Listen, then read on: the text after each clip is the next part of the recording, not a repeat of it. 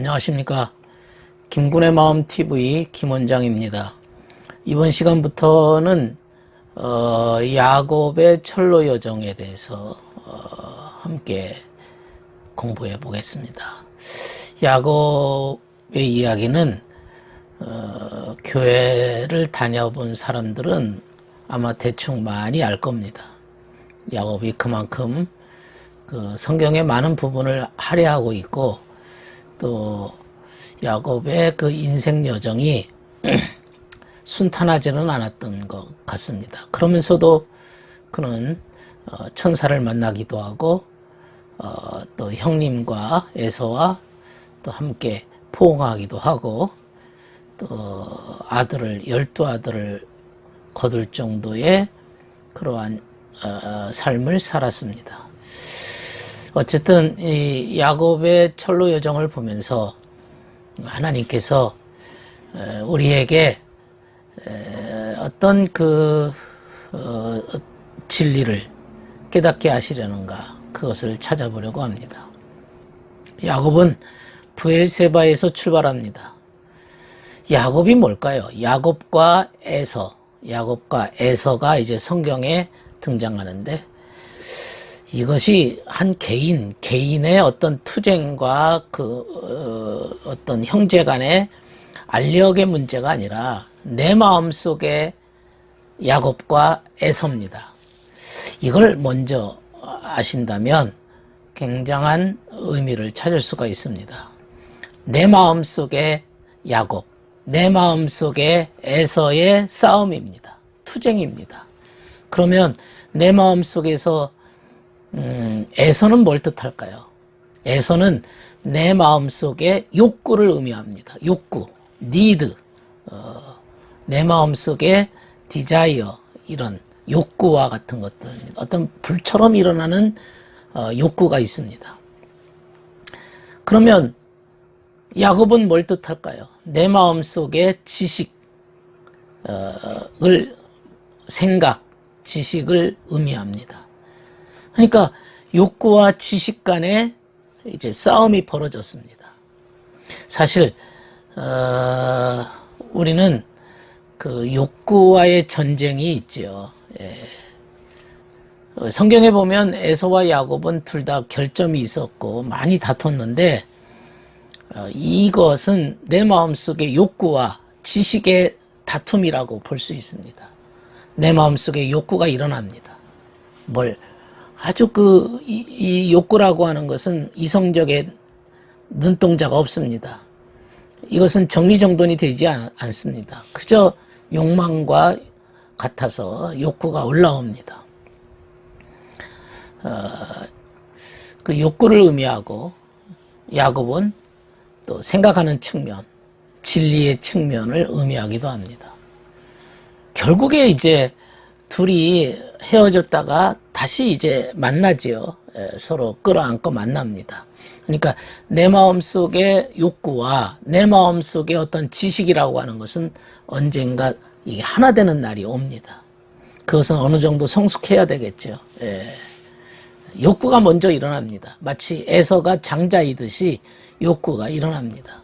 욕구가 일어나야 생각이 따라오고 지식이 따라옵니다.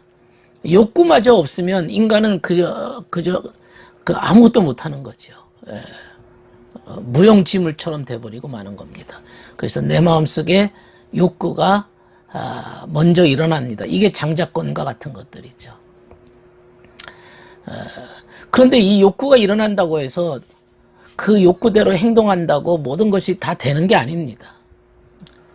우리가 어렸을 때는 이 욕구 따라가다가 결국에는 좌절하고 문제를 일으키기도 하는 것이죠. 그 욕구를 현실화할 수 있는 어떤 방법에 대해서 배워야 됩니다. 아무리 욕구가 있다 할지라도 그것을 현실화시킬 수 있어야 됩니다. 겉보기에는 욕구가 에서가 우선인 듯 보입니다. 그렇게 먼저 욕구가 일어납니다. 그런데 이제 그 지식, 야곱이 장자권을 먼저 얻지요. 이건 책략가입니다. 계산, 생각이라는 거, 지식이라는 건 계산해서 책략해서 장자권을 먼저 차지합니다. 그러니까 욕구가 일어난다고 하는 게 아니라 지식이 앞장서는 거죠. 뭘 배워야 앞장서는 겁니다. 에서가 이제 팥죽 한 그릇에 장자권을 팔았습니다. 뭐 너무 유명한 이야기입니다. 이게 무슨 의미일까요? 팥죽 한 그릇에 장자권을 팔았다. 배고픔 때문에 포기하는, 장자권을 포기하는 실수를 저지릅니다. 장자권, 그걸 포기해버립니다. 그냥 먹는 게 급한 거죠. 그냥 욕심이 급한 겁니다. 배고픔을 채우는 게 더 급합니다. 당장 필요하고 당장 눈앞에 보이는 것이 더 중요합니다. 그러나 본질을 포기해버리기도 합니다. 자기 위치를 포기합니다.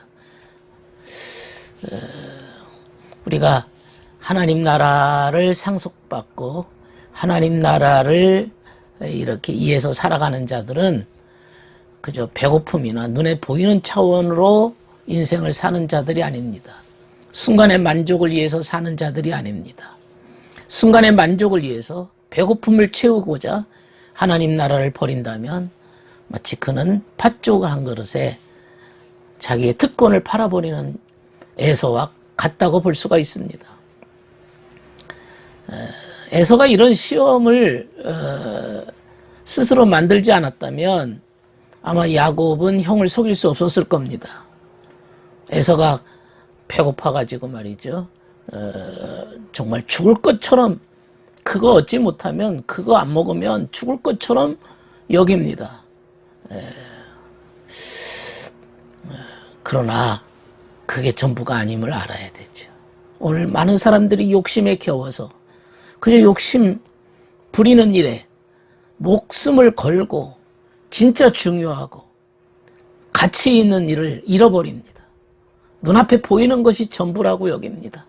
순간의 만족을 위해서 자기 인생을 파멸로 넘겨버리는 그러한 인생을 사는 자들이 많습니다. 그리고 이제 브레세바에서 야곱과 에서가 헤어지게 되지요. 먼저 야곱이 출발하는 거죠. 야곱이 출발하는 거죠. 그래서 야곱의 일대기가 나옵니다. 그리고는 이제 오랜 시간이 지나서 에서와 야곱이 만나게 됩니다. 재회합니다. 이 에서와 야곱이 만난다.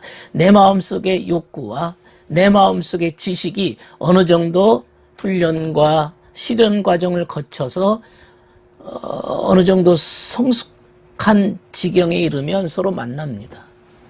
많은 시험을 거치고 훈련을 거치고 두 사람이 만나는 거죠. 오랜 시간이 걸리는 거예요. 다른 말로 말하면 우리의 생각과 우리의 바람이 하나가 되는 거죠. 뭘로 하나 되는 겁니까? 주님을 섬기는데 하나 되기까지 오랜 시간이 걸렸어요. 많은 훈련이 필요했습니다. 우리의 생각, 우리의 바람이 이제 욕구가 바람이 되는 거죠.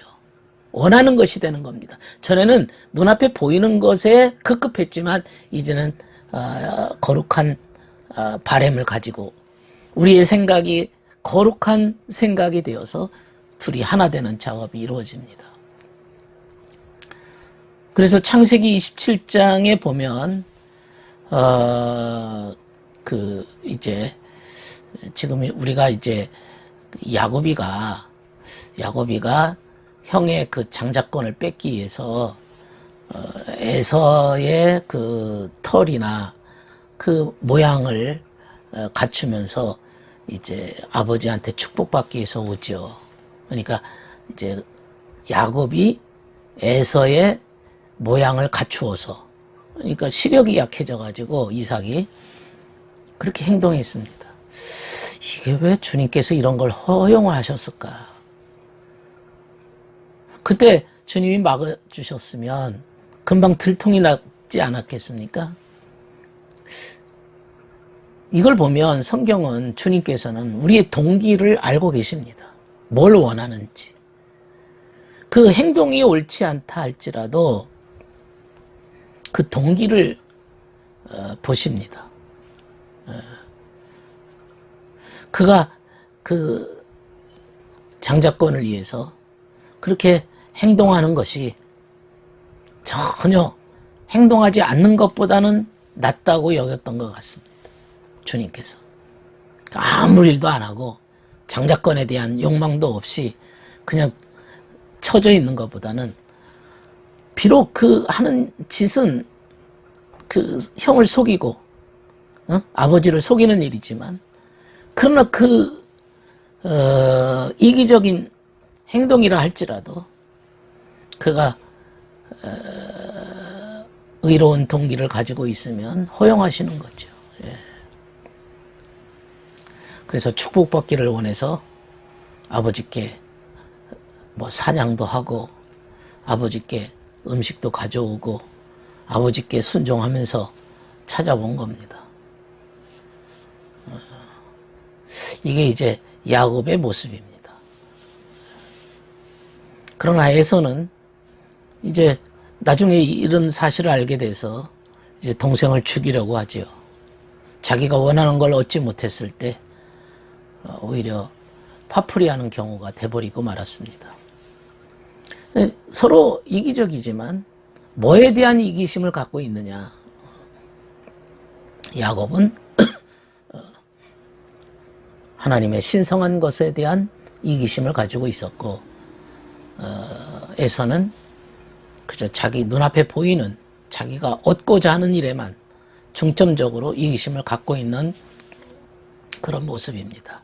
내 마음속에 야곱, 내 마음속에 에서 이런 관점으로 보면 내 마음속에 욕망보다 이 욕망과 우리 마음속에 있는 지식 이런 것들이 어느 정도 성숙하게 훈련을 통해서 둘이 하나가 되고 일치가 되겠는가.